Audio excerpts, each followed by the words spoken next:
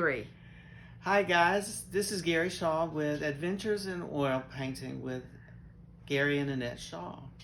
This is our second session with our subject, Happy, our family dog. If you'll remember, in the first section we did the wipeout, which is a grisaille. But today we're going to proceed with the background. And what we'll do is, I've pulled the colors, and this is what we have. We're going to start very, very typical of Rembrandt. We're going to start with ultramarine blue. We're going to use the raw umber, alizarin crimson. There's a little bit of black, because black is really not black. Black is just for darkening, or colors as they are, and white to make the gray the depth of gray that we want. What's over in the far left-hand corner?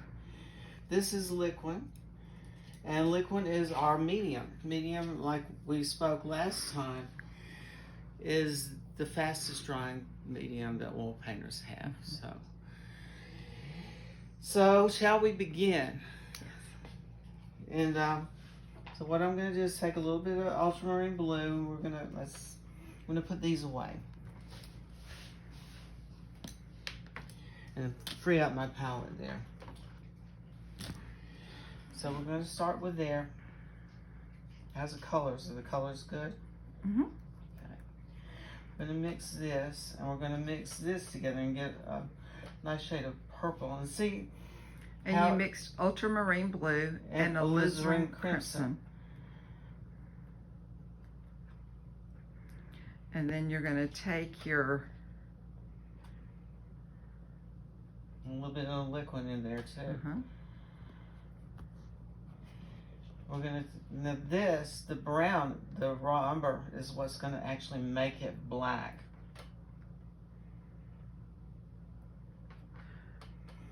See what happens? Black by itself is just kind of a no color bland kind of thing, but you see how rich that is? And it's because of the blue and the red. So, out of black, we're going to make gray. How do you make gray out of black? This is a new white that we've just gotten not too long ago. It's called soft white. It's a mixing white. So we're going to mix that in with it. And see how that brought it up. That brought it up quite a bit, actually. And it's going to be just a plain gray. It's not going to be cool. It's not going to be warm. It's just going to be gray. At this point, that's actually pretty good. If we want to make it a little lavender, perhaps I'll lighten it up just a little bit more. And you can take part of that puddle of color and take it over. Yes, you can. You can and bring it over here. Mix more white with it. Yeah. You could mix more ultramarine blue or more alizarin with it, and that'll change it also. Yeah. And the more paint you get, you may have to add a little bit more liquid to it to keep the flow easy. Because what happens in the background is you'll want to get that painterly feel. And to do that, you have to have a sweeping motion in your brush strokes. So we'll start with that. I'm going to go back to the crimson. Add a little bit of that. And this is at the point where you add just tippets of it, where you just take it and tip it into the color until you see a little bit of that coming through and through. Okay, now babies. Yeah. Blondie and Happy and Fudge are visiting with us in the studio today, so.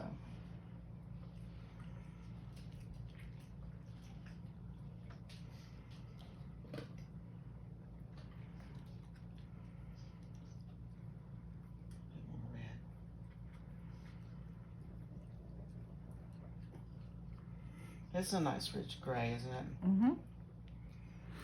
And with working on the background, what type of brush are you going to use? I like to use this is a mid-size angle brush. Mm-hmm. I like to use that side, and normally, I don't know why, I always start with here, and you see how Okay. And you dipped your brush in liquid to begin with? I did just a tad, just to wet it a little bit. And when you do the painterly looks, see that is great, but it's kind of needing a little blue in there.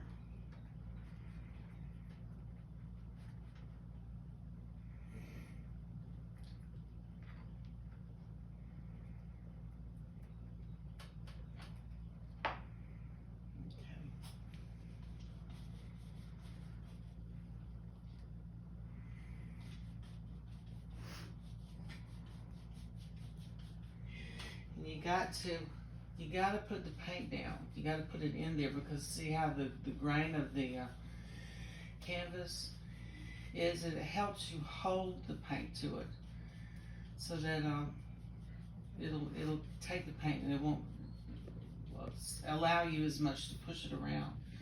It becomes a little bit more steady. And backgrounds are not just, you know, one step and there it is.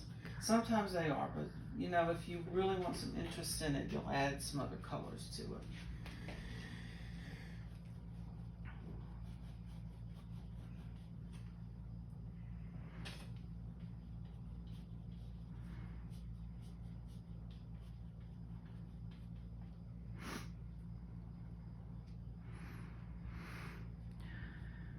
Come around.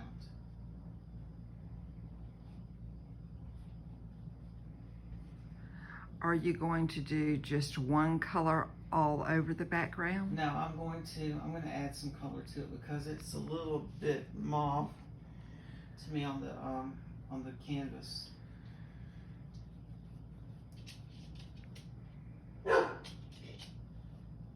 So you can mix up other tones other than purple. The purples are nice. They're refreshing, and they have interest to them. So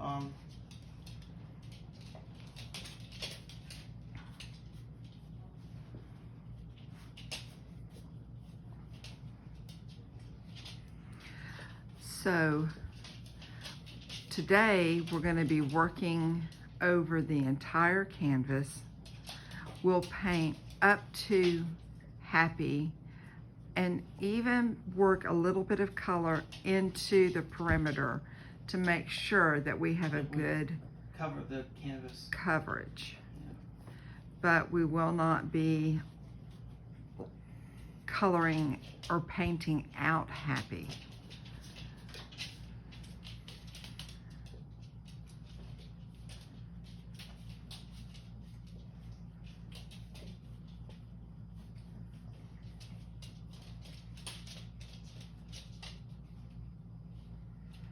And we'll try not to paint our sweater.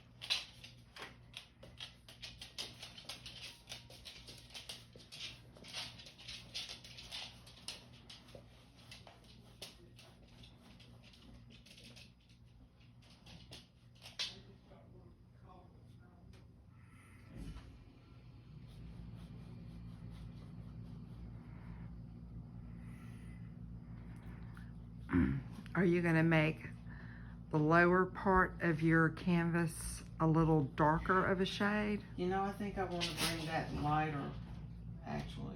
Bring it more forward. Because actually I stood over Happy and pointed downward with the camera. So he's actually looking up.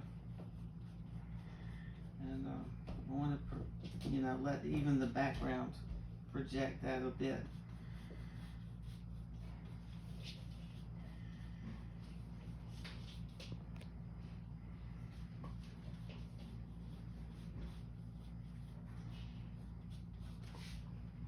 It's a kind of a gray, isn't it?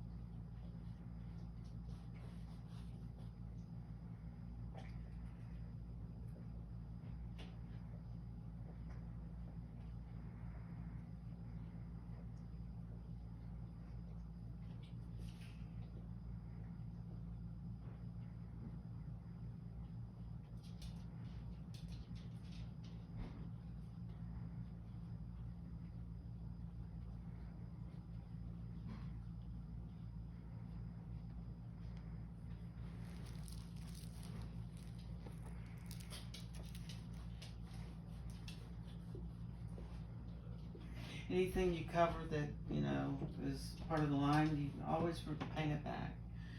So, Can you see your lines through the purple? no, not so much. Not so much. But, you know, that will come from the subject, the photo that I took. And the further we go, the more we're going to rely on that.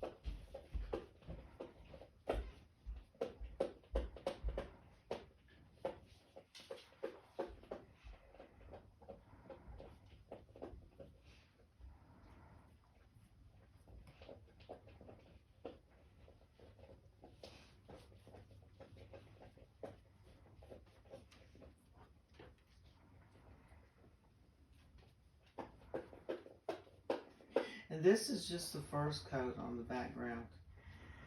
To be a pretty background, you're going to need several coats.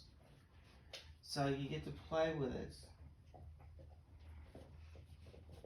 and add colors and wipe out what you, paint out what you don't like.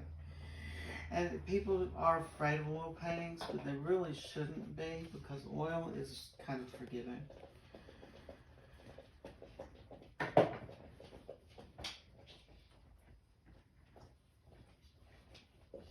a lot of people, choose acrylic for several reasons.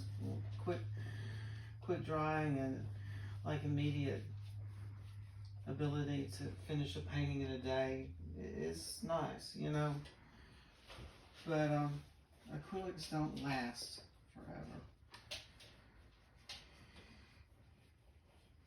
I had an aunt who married into a family, and her husband's sister was a very well-known artist, and I can't remember her name right now, but she painted in tempera paints, and by the time I saw the paintings, it had been a long time, but the painting was cracking off the canvases, which was kind of sad because, even with the modern art that she did, it would have been nice to be able to have it stay a little bit better, a little bit longer. There are paintings that are several hundred years old that they found in barns and things like that and still look good. They still look fabulous. And you would think that they wouldn't because of where they were. But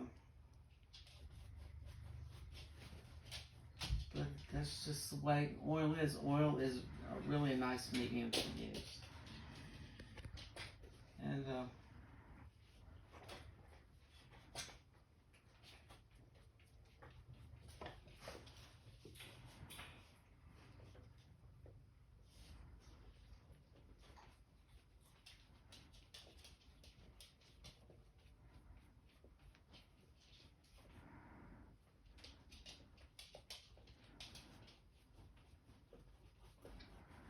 And as you see, one coat is not going to do it.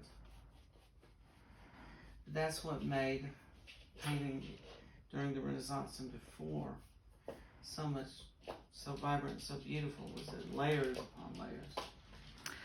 The more medium that you add to your paint, the more translucent it's going to become. It becomes, yeah. But you've got to have medium in your paint.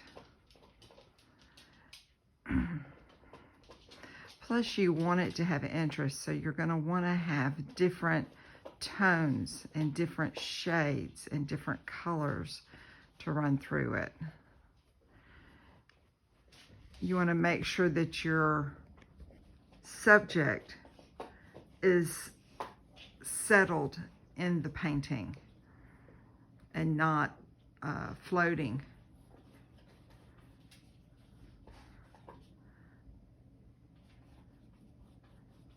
Yeah, it may take us a couple of times, because when you get this much paint on a canvas, it's going to take another extra day to be ready for painting again, because you want it to be dry enough.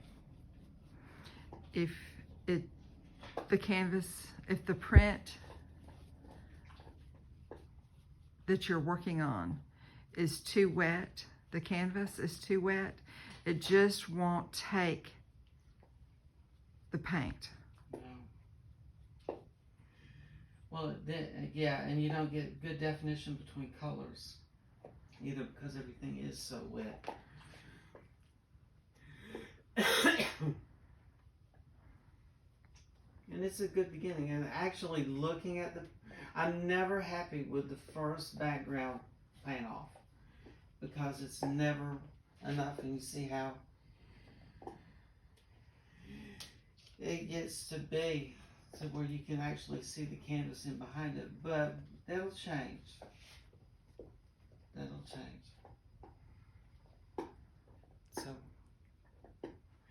thank you, and we will do set 3, the third painting of Happy, in a couple of days.